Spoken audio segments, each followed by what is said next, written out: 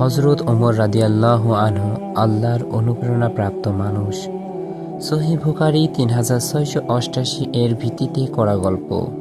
মদিনার এক সকাল সূর্যের আলো ধীরে ধীরে শহরের কাঁচা রাস্তা ও খেজুরের বাগানকে আলোকিত করছে। মানুষজন কাজের জন্য বের হতে শুরু করেছে।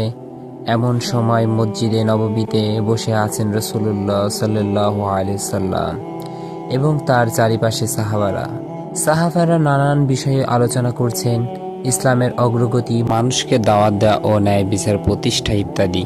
মজলিসে প্রবেশ করেন এক প্রভাবশালী ঝড়চেতা ব্যক্তি, হযরত ওমর ইবনুল খাত্তাব। ওমর রাদিয়াল্লাহু আনহুর প্রবেশে মজলিসে এক ধরনের শক্তি ছড়িয়ে পড়ে, যেন তার চলাফেরা সত্য ও ন্যায়ের গন্ধ মিশে আছে। রাসূলুল্লাহ সাল্লাল্লাহু আলাইহি সাল্লাম সাহাবাদের বলেন, তোমাদের আগের উম্মতদের মধ্যে এমন কিছু লোক ছিল যাদের অন্তরে আল্লাহর সত্য কথা প্রবেশ করিয়ে দিতেন। আমার উম্মতে যদি এমন কেউ থাকে তবে ওমর ইবনুল খাত্তাব।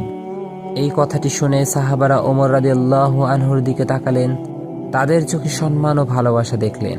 ওমর রাদিয়াল্লাহু আনহু লজ্জায় মাথা নিচু করে বসে গেলেন। তিনি কখনো নিজের প্রশংসা করতেন না। তার চোখে পানি জমে গেল। আল্লাহ তার হৃদয়কে সত্য চিনে নেয়ার ক্ষমতা দিয়েছেন। এটা ভেবে তিনি আরো বেশি বিনয়ী হয়ে উঠলেন। গল্পের শিক্ষামূলক অংশ।